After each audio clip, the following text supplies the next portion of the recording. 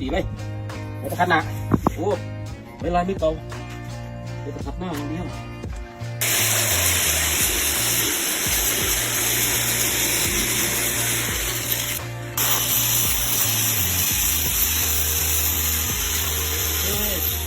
เรียบร้อยดูลายตัวใกล้ๆเนี่ยดูลายมีกี่เยอะ